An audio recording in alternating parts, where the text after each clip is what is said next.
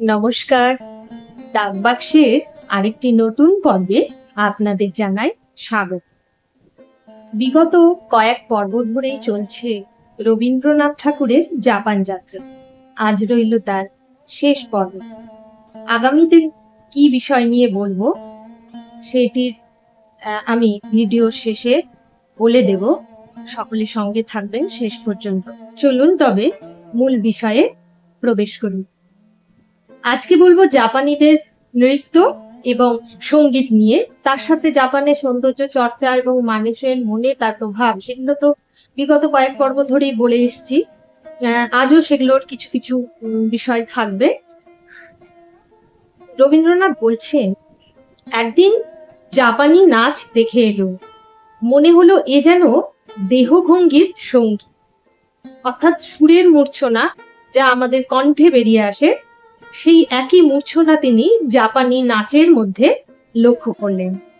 কিভাবে তিনি ব্যাখ্যা করছেন, এই সঙ্গীত আমাদের দেশের বীণার আলাপ, অথবা পদে পদে মীর। মীর মানে বঙ্গীয় শব্দকোষের অনুসারে মীর শব্দের অর্থ কিন্তু একটা সুন্দর স্মুথ একটা হালকা টানের স্বর, মানে এক স্বর থেকে অন্য স্বরে যাওয়ার জন্য অবিচ্ছিন্ন একটা ধারাবাহিক পদ্ধতি, যেটা শান্ত নিবিড় একটা মসৃণ টান, সুরের টান।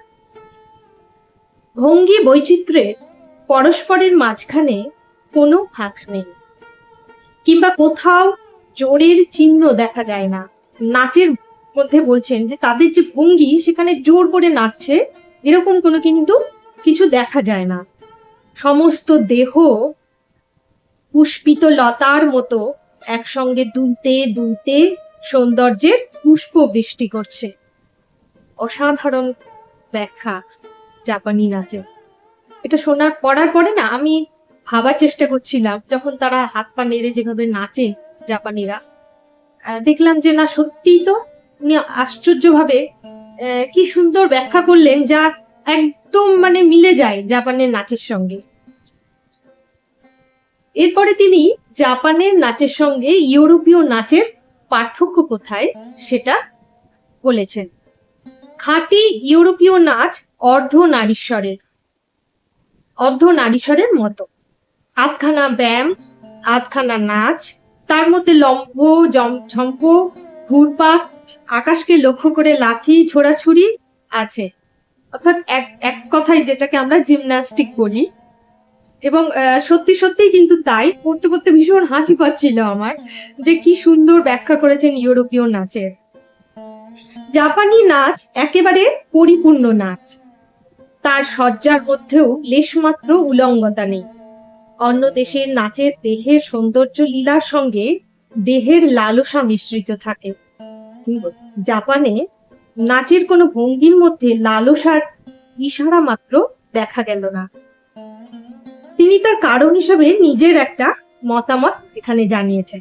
তিনি মনে করেন, আমার কাছে তার প্রধান কারণ এই বোধ হয় যে সৌন্দর্য প্রিয়তা জাপানির মনে এমন সত্য যে তার মধ্যে কোনো রকম মিশল দরকার পড়ে না, এবং তারা সহ্যও করে না। এ তো গেল নাচের প্রসঙ্গ। এরপর তিনি বলছেন জাপানিদের সঙ্গীত সম্পর্কে।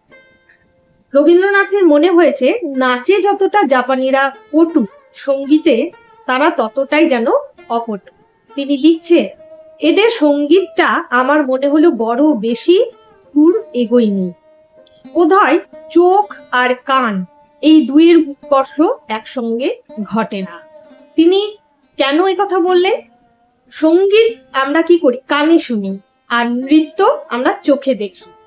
জাপানের সৌন্দর্য বোধটা চোখের মাধ্যমে, যেটা তিনি কিন্তু আগেও বলেছেন, যে তাদের চোখ অদ্ভুত সৌন্দর্য খুঁজে নেওয়ার জন্য অদ্ভুত একটা শক্তিশালী, আর কি দৃষ্টির মধ্যে শক্তি রয়েছে।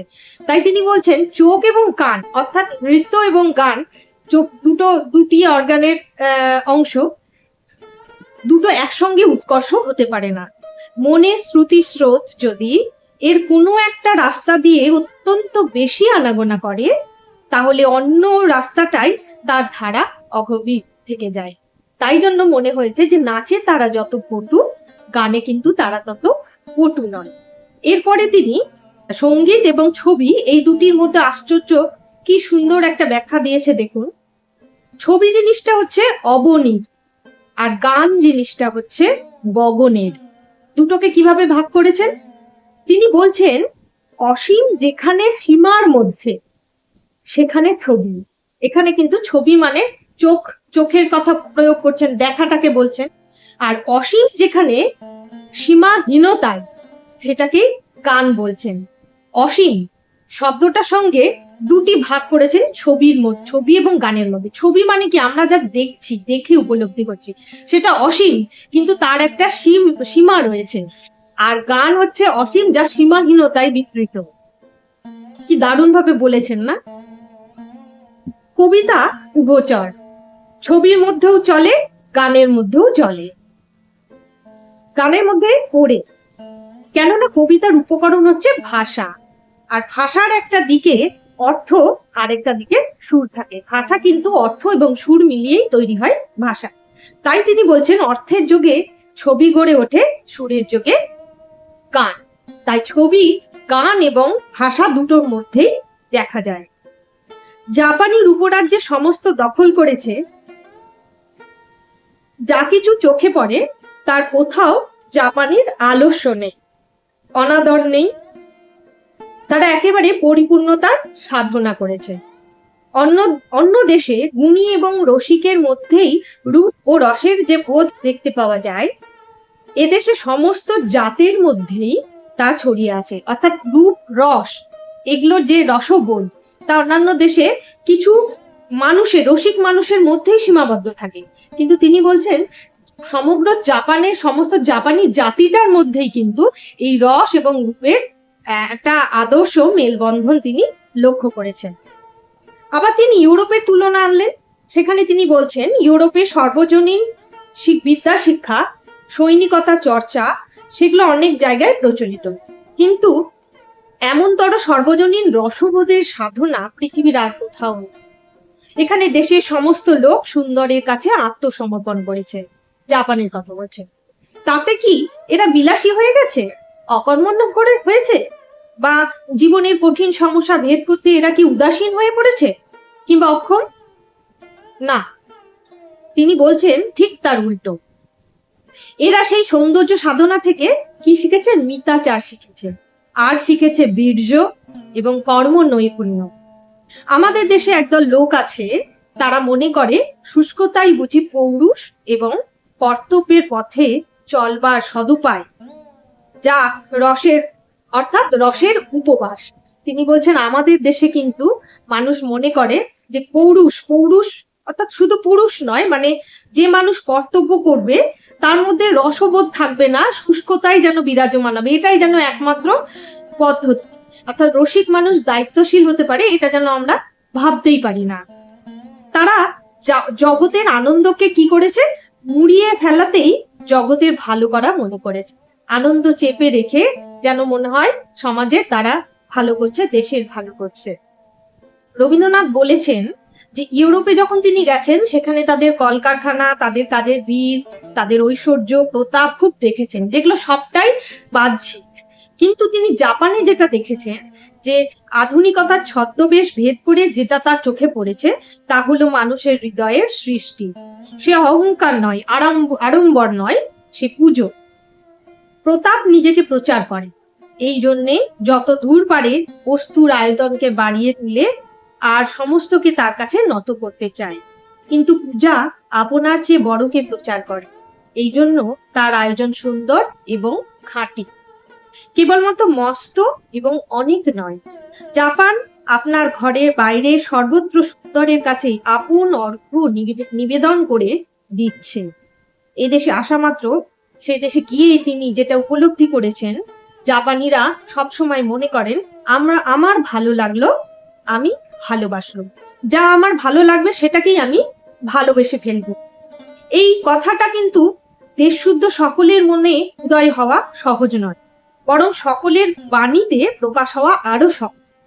এই যে আদর্শ আমার ভালো লাগলো এবং আমি ভালোবাসলুম, এটা কিন্তু সমস্ত মানুষের মধ্যেই বোধে প্রচার করা সম্ভব নয়, যথেষ্ট শক্ত কাজ।